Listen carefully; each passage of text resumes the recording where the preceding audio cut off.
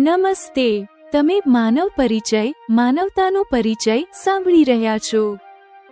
છેલ્લા એપિસોડમાં અસંગ ફિરદૌસના માતૃત્વના આનંદ અને નવા શાકાહારી સંકલ્પ વિશે સાંભળ્યું, પણ આજે વાર્તા પર અંધારું છવાઈ જવાનું છે। ફિરદૌસ તેના માતા પિતાના ઘરે છે, જ્યાં તેના ચમત્કારિક આંતરિક પરિવર્તનથી અબ્બુ અને અમ્મી આશ્ચર્યચકિત છે। ફિરદૌસ અજાણ છે કે તેના પૂર્વ પતિ નાસિર, જેને 3 તલાકને કારણે જેલ થઈ હતી, તે પોતાના બીમાર અબ્બાને કારણે 15 દિવસની પેરોલ પર મુક્ત થયો છે। નાસિરને જ્યારે ખબર પડી કે ફિરદૌસ કાફિર પતિના બાળકથી, જેમ તે વિચારે છે, ગર્ભવતી છે, તો તે ક્રોધિત થઈ ગયો છે। તેના મનમાં માત્ર એક જ વિચાર છે, બદલો। અમ્મીનો ડર। નાસિરની અમ્મીને ડર હતો કે તેમનો દીકરો ગુસ્સાના અતિરેકમાં કોઈ એવું કાંડ ન કરી દે કે તે જીવતો બહાર ન આવી શકે। તેણે પ્રગતિશીલ મહિલા સંગઠનની પ્રમુખ નરગિસને ફોન કર્યો। ખંજરનો વાર। નાસિર અબ્બુને વાતોમાં ઉલઝાવીને રૂમમાં ઘૂસે છે અને ગર્જના કરે છે, તને પાઠ ભણાવવો પડશે। તું પોતાની કુખમાં કાફિરનું જે બાળક લઈને ફરી રહી છે ને, જો કેવી રીતે હમણાં જ હું તેના ટુકડા કરી નાખું છું। તમે ઈશ્વરીય ચમત્કાર જેવો હસ્તક્ષેપ સાંભળશો, કેવી રીતે યોગ્ય સમયે નરગિસ અને તેની સહયોગી મહિલાઓ અંદર આવે છે। પણ શું તેઓ પ્રતિશોધના ખંજરને ફિરદૌસ અને તેના ગર્ભસ્થ શિશુ સુધી પહોંચવાથી રોકી શકશે? ફિરદૌસને ક્યાં ઈજા થઈ? શું નિર્દોષ ગર્ભસ્થ શિશુ બચી શકશે? હોસ્પિટલમાં બેહાલ ફિરદૌસને જજ હરીશચંદ્ર કેવી રીતે સંભાળે છે, અને હરીશચંદ્રના જાદુઈ પ્રેમ અને સેવા દ્વારા ફિરદૌસનો ઘા કેટલી ઝડપથી ભરાય છે? ફિરદૌસે પૂછ્યું, આ લોકો કેવા વિચિત્ર હોય છે જે ધર્મથી પ્રેમ નહીં પણ નફરત કરવાનું શીખે છે। હરીશચંદ્રે પોતાની પત્નીને કેવી રીતે શાંત કરી અને આ રાક્ષસને પોતાના મનમાંથી કાઢી નાખવાની સલાહ કેમ આપી? સાંભળો ક્રૂરતાના ડંખ અને પ્રેમની અચૂક સુરક્ષાની આ ગાથા માનવ પરિચયમાં। તમે સાંભળશો એપિસોડ 6, પ્રતિશોધનું ખંજર અને પ્રેમની સુરક્ષા। ફિરદૌસને પિયર આવ્યાને 2 દિવસ થયા। મોહલ્લામાં, પરિચિતો અને સંબંધીઓમાં આ વાત ફેલાઈ ગઈ છે કે ફિરદૌસ ગર્ભવતી છે। ફિરદૌસના અમ્મી, અબ્બુ નવી ફિરદૌસના પિયર આવવાથી અત્યંત વધુ પ્રસન્ન છે।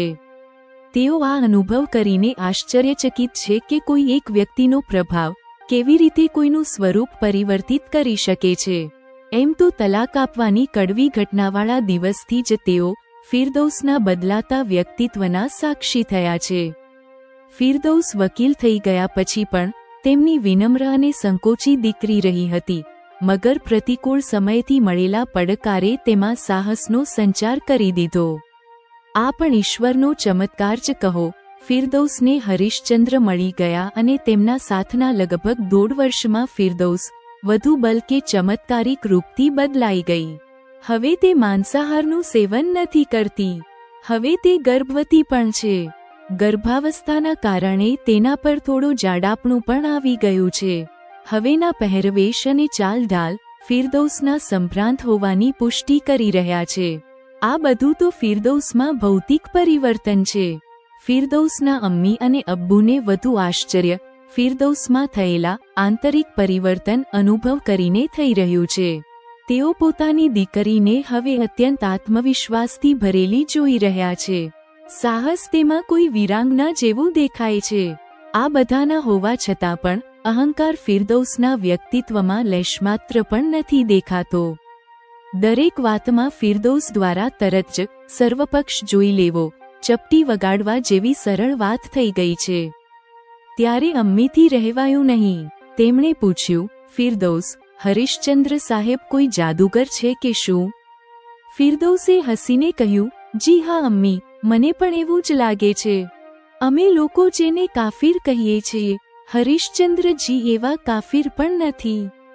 તેમણે લગ્નના દિવસથી જ એ કોશિશ કરી છે કે તેમનાથી લગ્ન પછી પણ મારી ધાર્મિક આસ્થાઓ પૂર્વવત બની રહે। છતાં પણ હવે મને આ સ્વીકાર કરવામાં કોઈ સંકોચ નથી કે તેમના ગુણોને અનુભવ કરીને હું એવી પ્રભાવિત થઈ છું કે સ્વપ્રેરિત જ મારામાં તેમની આસ્થાઓ અને વિશ્વાસી સ્થાન બનાવી લીધું છે. અબ્બુએ કહ્યું, ફિરદૌસ, આમ તો તમે મુસલમાન જ નહીં રહી શકો. આ વાત પર વિચાર કરતા ફિરદૌસી ઉત્તર આપ્યો, અબ્બુ, જ્યારે હરિશ્ચંદ્રજીએ મારા વિકલ્પ પસંદ કરવા માટે મને ખુલ્લી છોડી ત્યારે મેં મારા પર મોટી જવાબદારી અનુભવી. હું કટ્ટર થઈને તેમની સમક્ષ પોતાને સ્વાર્થી નથી દેખાડવા માંગતી હતી. તેથી મેં સ્વયં એક અન્ય સંપ્રદાયની છોકરી હોવા છતાં પણ તેમના ઘરની રીત નીતિ નથી બદલવા દીધી. હું નથી ઈચ્છતી કે મારા મુસ્લિમ પૃષ્ઠભૂમિમાં લાલન પાલનને કોઈ સંકીર્ણ કહે. અમ્મીએ કહ્યું, ફિરદૌસ, હરિશ્ચંદ્ર સાહેબે ચાલાકીથી તમને પોતાના રંગમાં રંગી લીધા છે. ફિરદૌસે વકીલ જેવો બચાવ કરતા કહ્યું, અમ્મી, આને તમે જે પણ કહો, મગર મારા હવેના પતિ હરિશ્ચંદ્ર નિસંદેહ મારા પહેલાના શોહર તે નાસિરની તુલનામાં ઉચ્ચ કોટીના પુરુષ છે. તે નાસિરને તો મને એમ આશ્રયહીન કરી હતી કે મારા જીવ પર જ બની આવી હતી. જો હું તે દિવસે જીવિત ન બચી શકતી તો શું રહ્યું હોત મારો મઝહબ? અબ્બુ અમ્મી ત્યારે ફિરદૌસથી અસહમત હોવા છતાં પણ આ વિચારીને ચૂપ રહી ગયા કે 4 દિવસ માટે પિયર આવેલી દીકરીને અહીં સમય કોઈ વિષાદમાં પસાર ન કરવો પડે.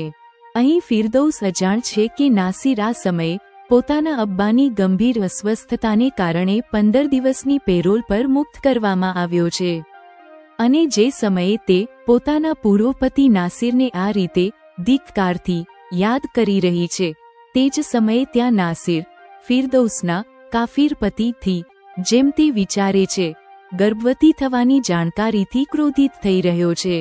તે તાર્કિક બુદ્ધિનો પ્રયોગ કરી આ માની નથી શકતો કે કાફિર ન હોવા છતાં પણ તેણે પોતે ફિરદૌસની જિંદગી નરક બનાવી દેવામાં કોઈ કમી નથી છોડી હતી.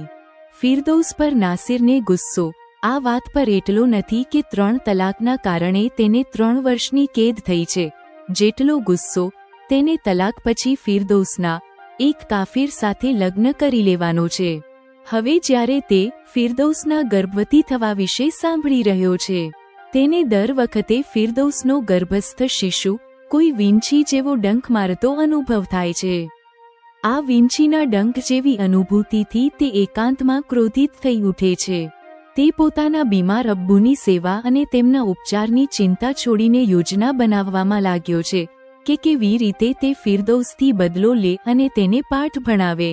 બીજા દિવસે તે 25 કિલોમીટર દૂર ફિરદૌસના ઘર જવા નીકળ્યો છે. ત્યારે તેના વિચારો તેની અમ્મીને ભયાવહ લાગ્યા છે. તેની અમ્મી આ વિચારીને વ્યાકુળ થઈ છે કે તેમનો એકમાત્ર દીકરો પહેલાથી જ સજા કાપી રહ્યો છે.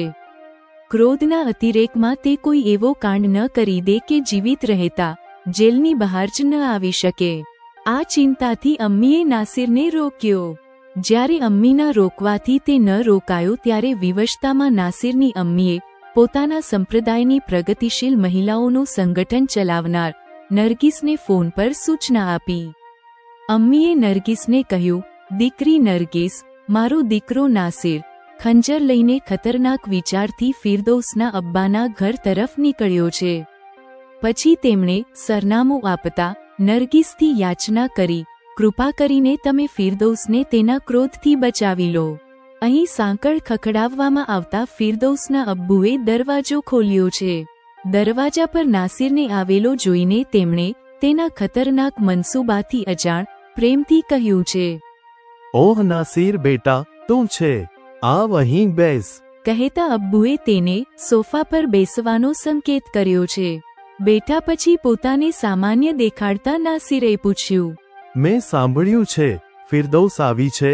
અબ્બુ અનુમાન ન લગાવી શક્યા કે નાસિરની અંદર ભયાનક નફરત ભરેલી છે. તેમણે હામાં માથું હલાવ્યું, સાથે જ ફિરદૌસને અવાજ લગાવી, ફિરદૌસ, આવ જોઈ તો કોણ આવ્યું છે? આના પર અંદરથી ફિરદૌસ આવી છે. તે નાસિરને જોઈને આશ્ચર્યચકિત થઈ, ડરી એટલા માટે નહીં કે તે પોતાના ઘરમાં છે. અબ્બુ પણ તેની સાથે છે જ ફિરદૌસે પૂછ્યું, શું તમારી સજા પૂરી થઈ ગઈ છે? નાસિરે આનો ઉત્તર ન આપતા કહ્યું, ફિરદૌસ, તમે મારાથી તલાક લીધા કોઈ વાત નહોતી. તમે લગ્ન કાફિર સાથે કેમ કર્યા? ફિરદૌસે ઉત્તરમાં કહ્યું, એટલા માટે કે તે કાફિર ગુસ્સામાં 3 તલાક આપીને 1 મિનિટમાં જ પત્નીને આશ્રયહીન નથી કરી શકતો. આ વાતથી ક્રોધિત થઈને અત્યાર સુધી સામાન્ય દેખાવાની કોશિશ કરી રહેલો નાસિર ગર્જના કરતો ઊભો થઈ ગયો. તે ચીસો પાડતા કહી રહ્યો છે, નિર્લજ્જ ઔરત, બહુ મોડું ચલાવે છે. તને પાઠ ભણાવવો પડશે. તું પોતાની કુખમાં કાફિરનું જે બાળક લઈને ફરી રહી છે ને, જો કેવી રીતે હમણાં જ હું તેના ટુકડા કરી નાખું છું. આ દ્રશ્ય જોઈ અબ્બુ ધ્રુજવા લાગ્યા છે. નાસિરે પોતાના પાસે છુપાવીને રાખેલો ખંજર હાથમાં લઈ લીધો છે. ત્યારે જ ઐશ્વર્યે ચમત્કાર જેમ નરગીસ અને તેની 4 સહયોગી મહિલાઓ ખુલ્લા દરવાજામાંથી રૂમમાં પ્રવેશી છે. ફિરદૌસ તરફ વધી રહેલા નાસિરને તે બધાએ પાછળથી પકડી લીધો છે. તત્કાળ જ ફિરદૌસ અંદરની તરફ જવા માટે આગળ વધી છે. મહિલાઓની પકડમાં જકડાયેલો નાસિર જ્યારે છૂટી ન શક્યો તો તેણે ફિરદૌસની તરફ ખંજર ફેંકીને માર્યો છે. તેની કોશિશ ફિરદૌસના પેટ પર ખંજર મારવાની રહી, મગર અંદર જવા માટે ફરી ચૂકેલી ફિરદૌસને તે ડાબા નિતંબ પર લાગ્યો છે. ફિરદૌસની ચીસ નીકળી ગઈ છે. તે પડી જ જાત જો અંદરથી આવતી તેની અમ્મીએ ત્યારે જ તેને પોતાની બાહોમાં પકડી ન લીધી હોત. ત્યાં સુધીમાં આ કોલાહલ અને ઘોંઘાટ સાંભળીને આસપાસના કેટલાક લોકો આવી ગયા, જેમણે નાસિરને નિયંત્રિત કરી લીધો છે. પછી ધડાધડ કોલ લગાવવામાં આવ્યા છે. પહેલા એમ્બ્યુલન્સ પહોંચી છે, જે ફિરદૌસને લઈને ઝડપથી હોસ્પિટલ તરફ ચાલી નીકળી છે. થોડી મિનિટો પછી પોલીસ વાન પહોંચી છે. નાસિરને કસ્ટડીમાં લઈ લેવાયો છે. હરીશચંદ્ર ફિરદૌસના પહોંચતા પહેલા જ હોસ્પિટલ પહોંચી ગયા છે. સ્ટ્રેચરની સાથે સાથે ચાલતા તેમણે ફિરદૌસને હિંમત આપી છે. તેમની હાજરી માત્રથી ફિરદૌસનો મનોબળ વધી ગયો છે. પછી ડોક્ટરે તરત જ ઉપચાર શરૂ કરી દીધો.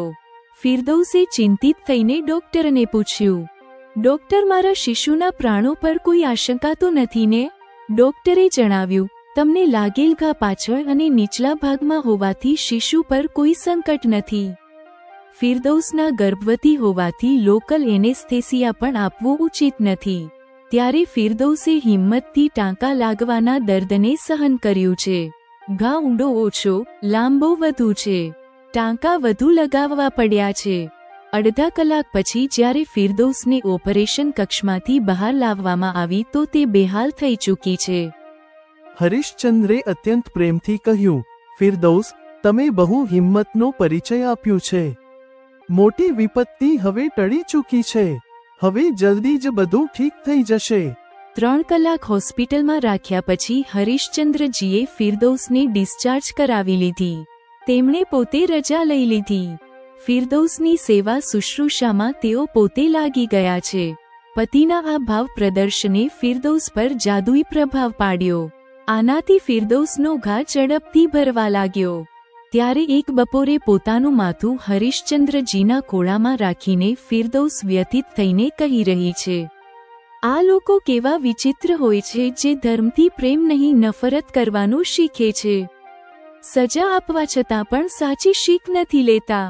પોતાની ઓરતોની સામે સિંહ હોય છે. પારકી સ્ત્રીઓની પાછળ ભીની બિલાડી બનીને ફરે છે. સમજાતું નથી આમને સુધારા કઈ રીતે કરી શકાય? હરીશચંદ્રે કહ્યું, ફિરદૌસ, તમે પોતાનાને આ નકારાત્મક વિચારોથી મુક્ત રાખો. તમે તે મનુષ્યને પોતાના મનોમસ્તકથી કાઢી નાખો. તમે આ વિચારો કે આ સમયે તમારા ગર્ભમાં આપણો શિશુ છે, તેના પર તેની છાયા અને નકારાત્મક વિચારો સારો પ્રભાવ નહીં પાડે. ફિરદૌસે કહ્યું, જી, તમે કહો છો તો લો, હું હમણાં જ આ વિચારોને કાઢી ફેંકું છું. મગર મારી પ્રાર્થના છે કે તમે આવા રાક્ષસને મનુષ્ય કહીને મનુષ્યનું અપમાન ન કરો. તેણે મારા ગર્ભસ્થ માસૂમ શિશુને બલિદાન આપવાના પશુની જેમ ટ્રીટ કર્યું છે.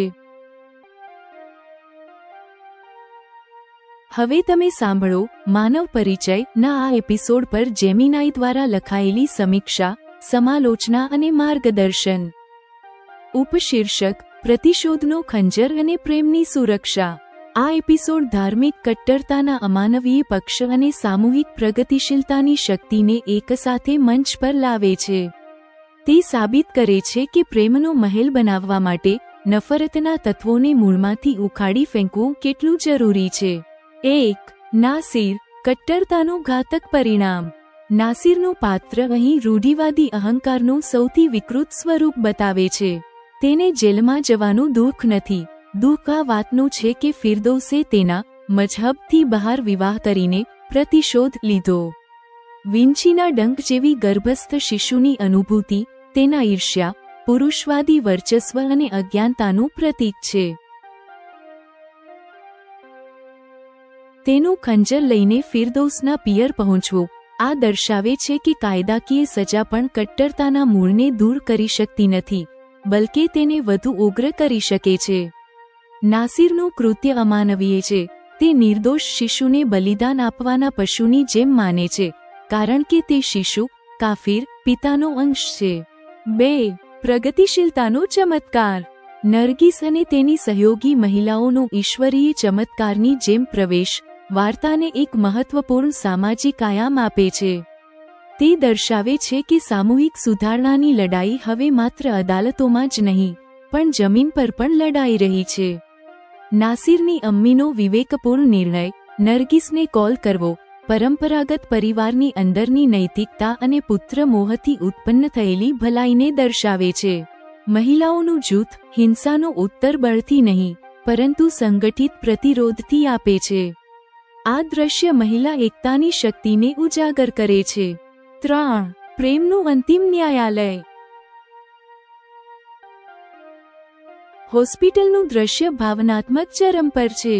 હરીશચંદ્રનું ફિરદૌસને હિંમત આપવું ડર અને પીડા વચ્ચે તેના મનોબળને વધારે છે. ફિરદૌસનું લોકલ એનેસ્થેસિયા વિના ટાંકાનો દર્દ સહન કરવો તેની અસાધારણ હિંમત અને ગર્ભવતી માતાના દૃઢ સંકલ્પનો પુરાવો છે. એપિસોડનો અંત ફિરદૌસના નૈતિક આક્રોશ સાથે થાય છે. તેનું રાક્ષસ અને મનુષ્ય વચ્ચેનો અંતર હરીશચંદ્રને સ્પષ્ટ કરવો આ સાબિત કરે છે કે અસલી ધર્મ નફરતમાં નહીં, બલકે માનવ મૂલ્યોમાં સમાયેલો છે. હરીશચંદ્રનો પ્રેમ અને ફિરદૌસની હિંમત આ સુનિશ્ચિત કરે છે કે નફરતનો ખંજર તેમના આવનારા શિશુના આનંદમય ભવિષ્યને નષ્ટ નહીં કરી શકે. નિષ્કર્ષ. આ એપિસોડમાં પિતૃસત્તાની ક્રૂરતા હારી જાય છે અને પ્રેમની સુસંગતિ તથા સામાજિક વિવેક વિજયી થાય છે. એપિસોડ 6 સમાપ્ત.